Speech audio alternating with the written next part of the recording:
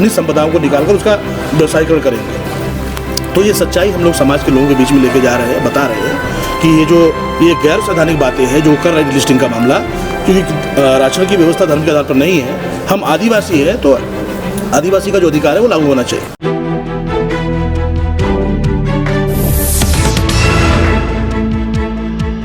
खनिज संपदाओं को निकालकर उसका व्यवसायीकरण करेंगे।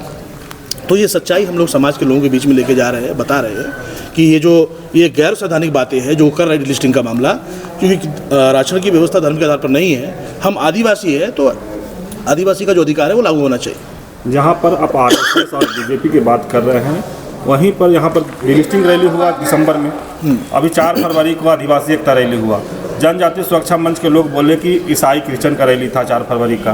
तो इन लोग का कहना था जो आदिवासी एकता कर रहे थे कि वो आरएसएस बीजेपी की रैली था, लेकिन दोनों रैली 2024 चुनाव वर्ष कहा जा रहा है और दोनों रैली कर रहे हैं। इस पर आपको क्या कहना है?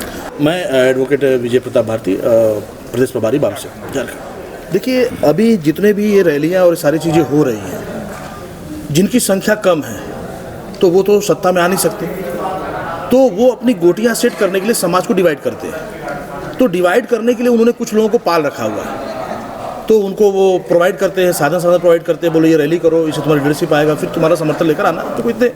तो ये षड्यंत्र चल रहा है समाज के अंदर। तो उस षड्यंत्र की वजह से ये लोग रैलियाँ कर ऐसा दिखाना चाहते हैं कि हम इसके समर्थन में विरोध में जो भी है। तो उस पर मेरा इतना ही कहना है कि समाज के लोगों को संवैधानिक जो स्ट्रक्चर है, संविधान में जो हमको अधिकार मिले हुए हैं, सबसे पहले उसको जानना होगा।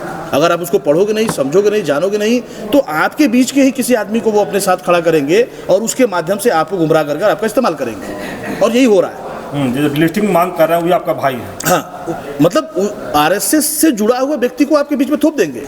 आपको लगेगा ये हमारी जाति का है, हमारे समुदाय का है, लेकिन वो क्या कर रहा है, वो उनके एजेंडे में शामिल है, वो षड्यंत्र में शामिल है। क्योंकि 3.5% के लोग हमारे बीच में आ नहीं सकते, तो हमारे बीच में वो अपने एजेंडे लागू करने के लिए हमारे लोगों का इस्तेमाल करते हैं। जैसे आप षड्यंत्र की बात किए, तो कौन इस षड्यंत्र करवा रहा है, कौन शामिल है? देखिए, षड्यंत्र का अभी तक जो सारी बातें अभी जग जाहिर हो चुकी है। जैसे अभी देश में एक बड़ा ईवीएम का सवाल चल रहा है, बाबुल मिश्राम साहब इसको बड़े मुद्दे उठा रहे हैं और कई सारे सबूत भी दिए। अभी लाइव सीसी कैमरे के सामने आया किस तरीके से वोटों की चोरी गड़बड़ी कर रहे हैं। तो भारत के अंदर तो वो लोकतंत्र खत्म कौन करेगा, जिसकी संख्या कम है। अब भारत में अगर संख्या जिसकी कम 3.5% ब्राह्मण ही है, जिनका डीएनए यहाँ के लोगों से मैच नहीं करता, वो बाहर से आए हुए लोग हैं। तो वही लोग जो है ये सारा षड्यंत्र कर रहे हैं भारत को टुकड़े करने का, पहले भी किया है और आज भी कर रहे हैं। उन लोग का आरोप है कि ईसाई लोग पाकिस्तान से भी खतरनाक हैं। इस पर क्या कहेंगे?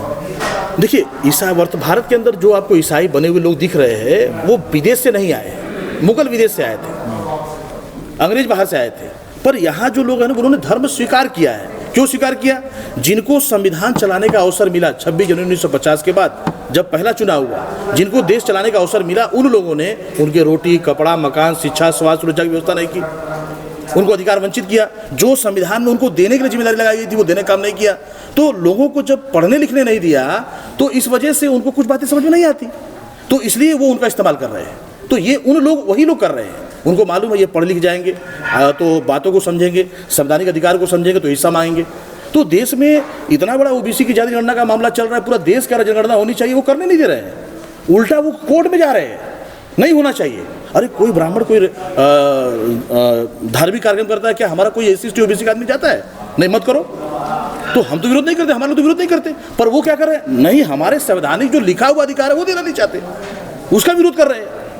तो इसलिए ये वही लोग विरोध करें। उनको मालूम है अगर इनका संवैधानिक अधिकार लागू हो गया, संविधान के अनुसार इनका आरक्षण लागू हो गया, इनका जो हिस्सेदारी लागू हो गया, तो उनकी व्यवस्था नहीं चल पाएगी।